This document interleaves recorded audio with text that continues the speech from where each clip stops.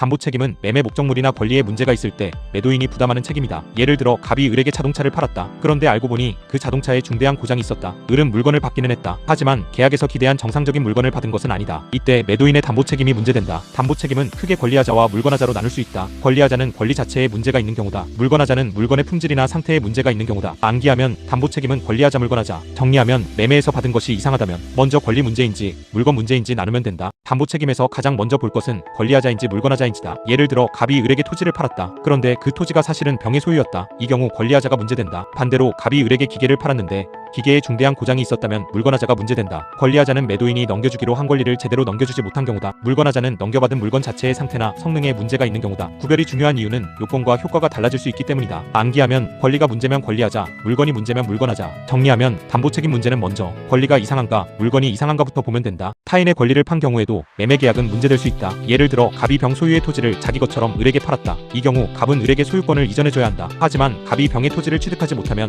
을에게 넘겨줄 수 없다. 이때 매도인의 담보 책임이 문제된다. 타인의 권리 매매는 계약 자체가 항상 무효인 것은 아니다. 매도인이 나중에 그 권리를 취득해서 매수인에게 이전할 수도 있기 때문이다. 다만 끝내 이전하지 못하면 매수인은 해제나 손해배상을 문제 삼을 수 있다. 암기하면 남의 권리도 팔 수는 있지만 못 넘기면 책임진다. 정리하면 타인 권리 매매에서는 계약 유효성보다 결국 이전했는가가 핵심이다. 매매 목적물의 일부가 타인의 권리인 경우도 담보 책임이 문제된다. 예를 들어 갑이 을에게 토지 전체를 팔았다. 그런데 알고 보니 그중 일부 면적은 병의 소유였다. 이 경우 을은 계약에서 기대한 권리 전부를 취득하지 못한다. 이때 매도인의 권리하자 담보 책임이 문제된다. 일부만 문제가 있어도 매수인에게 중요한 손해가 생길 수 있다. 매수인은 부족한 부분에 대해 대금 감액을 청구할 수 있고 경우에 따라 해제나 손해배상도 문제될 수 있다. 특히 그 일부가 계약 목적 달성에 중요한 부분인지가 중요하다. 암기하면 일부 타인 권리 일부 부족, 정리하면 전부를 산 줄 알았는데 일부만 못 받았다면 대금 감액, 해제, 손해배상을 떠올리면 된다. 수량 부족은 계약에서 정한 수량보다 적게 받은 경우다. 예를 들어 갑이 을에게 쌀 100포대를 팔기로 했다. 그런데 실제로는 90포대만 넘겨주었다. 이 경우 수량 부족이 문제된다. 일부 멸실은 목적물의 일부가 없어지거나 멸실된 경우다. 예를 들어 토지 일부가 이미 사용할 수 없는 상태였던 경우를 생각할 수 있다. 매수인은 자신이 계약한 만큼의 목적물을 받지 못했다. 그래서 대금 감액, 해제, 손해배상이 문제될 수 있다. 다만 매수인이 그 사실을 알고 계약했는지도 중요하다. 암기하면 덜 받으면 수량 부족, 일부가 없어졌으면 일부 멸실, 정리하면 계약한 양과 실제 받은 양을 비교하면 된다. 매매 목적물에 제한 물건이 붙어 있으면 담보 책임이 문제될 수 있다. 예를 들어 갑이 을에게 토지를 팔았다. 그런데 그 토지에 이미 저당권이 설정되어 있었다. 을은 깨끗한 토지를 산다고 생각했지만 실제로는 부담 있는 토지를 받은 것이다. 이 경우 권리하자가 문제된다. 제한 물건은 소유권을 제한하는 권리다. 저당권, 전세권, 지상권 등이 대표적이다. 이런 부담 때문에 매수인이 계약 목적을 제대로 달성하지 못하면 매도인의 책임이 문제된다. 암기하면 부담 있는 권리하자, 정리하면 부동산 매매에서는 소유자가 누구인지 뿐만 아니라 그 위에 어떤 권리가 붙어 있는지도 봐야 한다. 하자담보 책임은 매매 목적물에 하자가 있을 때 매도인이 부담하는 책임이다. 예를 들어 갑이 을에게 중고차를 팔았다. 그런데 차에 숨겨진 엔진 고장이 있었다. 을은 자동차를 받았지만 정상적인 자동차를 받은 것은 아니다. 이때 하자담보 책임이 문제된다. 하자란 계약의 내용이나 거래상 기대되는 성질을 갖추지 못한 상태를 말한다. 단순히 마음에 들지 않는다는 정도로는 부족하다. 계약 목적에 비추어 중요한 결함이 있어야 한다. 암기하면 하자, 계약상 기대한 상태가 아닌, 정리하면 물건하자 문제에서는 정상적으로 기대한 물건인가를 기준으로 보면 된다. 하자는 언제 존재해야 하는지가 중요하다. 예를 들어 갑이 을에게 기계를 팔았다. 인도받은 뒤 을이 잘못 사용해서 기계가 고장났다면 매도인 책임이라고 보기 어렵다. 반대로 인도 전부터 이미 고장의 원인이 있었다면 하자담보 책임이 문제될 수 있다. 하자는 원칙적으로 매매 계약의 내용과 목적, 거래 통념을 기준으로 판단한다. 그리고 매수인이 나중에 발견했더라도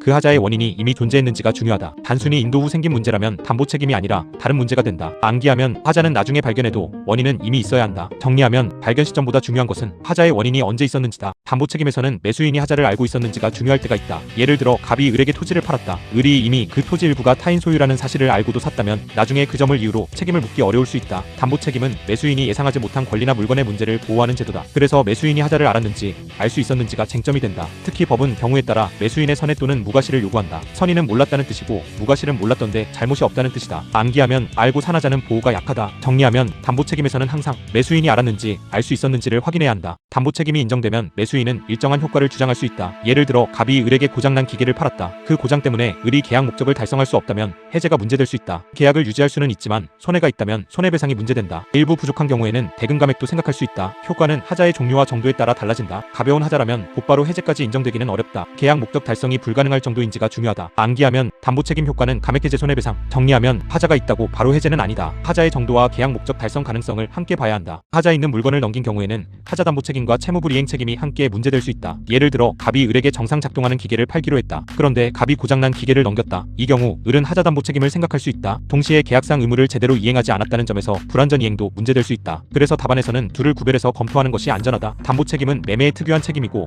채무불이행 책임은 계약상 의무 위반 책임이다. 암기하면 하자 있는 매매 담보 책임 불완전 이행 검토. 정리하면 물건에 하자가 있으면 하나만 보지 말고 매매 담보 책임과 채무불이행을 같이 떠올려야 한다. 담보 책임에는 일정한 기간 제한이 있다. 예를 들어 갑이 을에게 기계를 팔았다. 을이 하자를 발견하고도 오랫동안 아무 조치를 하지 않았다면 나중에 담보 책임을 묻기 어려울 수 있다. 민법은 매수인이 하자를 안 날부터 일정 기간 안에 권리를 행사하도록 정한다. 이 기간을 제척기간이라고 한다. 제척기간은 권리를 빨리 행사하게 하려는 장치다. 거래관계를 오래 불안정하게 두지 않기 위해서다. 따라서 하자를 발견한 시점이 중요하다. 암기하면 담보 책임은 하자 발견 후 빨리 행사. 정리하면 하자를 안 날이 언제인지 그 후 기간 안에 권리를 행사했는지를 반드시 확인해야 한다. 경매로 물건을 취득한 경우에도 담보 책임이 문제될 수 있다. 예를 들어 을이 경매로 부동산을 샀다. 그런데 그 부동산에 예상하지 못한 권리 문제가 있었다. 이 경우 일반 매매와 완전히 같지는 않다. 경매는 사정 매매와 달리 법원이 절차를 통해 매각하는 것이다. 그래서 담보 책임의 내용과 상대방이 달라질 수 있다. 특히 권리하자의 경우 채무자나 배당받은 채권자에 대한 책임 문제가 생긴다. 반면 물건의 물리적 하자에 대해서는 일반 매매처럼 쉽게 담보 책임을 묻기 어렵다. 암기하면 경매 담보 책임은 일반 매매와 다르다. 정리하면 경매 문제에서는 누구에게 어떤 하자에 대해 책임을 물을 수 있는지를 따로 봐야 한다. 당사자는 담보 책임을 배제하는 특약을 할 수 있다. 예를 들어 갑이 을에게 중고차를 팔면서 하자에 대해 책임지지 않는다고 약정했다. 이 경우 원칙적으로 담보 책임 배제 특약이 문제된다. 하지만 언제나 유효한 것은 아니다. 매도인이 하자를 알고도 일부러 고지하지 않았다면 책임을 피할 수 없다. 담보 책임 배제 특약은 공평하게 인정되어야 한다. 매도인이 악의로 중요한 사실을 숨긴 경우까지 보호하면 부당하기 때문이다. 암기하면 책임 안 진다는 특약도 숨긴 하자는 책임진다. 정리하면 배제 특약이 나오면 특약의 존재와 매도인의 악의 불고지를 같이 봐야 한다. 매도인 담보 책임에서 판례는 하자의 의미를 넓게 본다. 예를 들어 매매 목적물이 물리적으로 완전히 망가진 경우만 하자가 되는 것은 아니다. 계약 목적이나 거래 통념상 기대되는 성질을 갖추지 못해도 하자가 될 수 있다. 토지 매매에서 법령상 제한 때문에 원하는 용도로 사용할 수 없는 경우도 문제될 수 있다. 즉 하자는 단순한 고장만 뜻하지 않는다. 계약의 목적에 비추어 정상적인 사용이나 수익을 방해하는 사정이 있으면 하자가 될 수 있다. 암기하면 하자는 고장만이 아니라 목적 부적합도 포함. 정리하면 판례형 문제에서는 물건이 겉으로 멀쩡한지보다 계약 목적에 맞게 쓸 수 있는지를 봐야 한다. 담보 책임 사례형은 순서대로 검토하면 쉽다. 예를 들어 갑이 을에게 토지나 기계를 팔았는데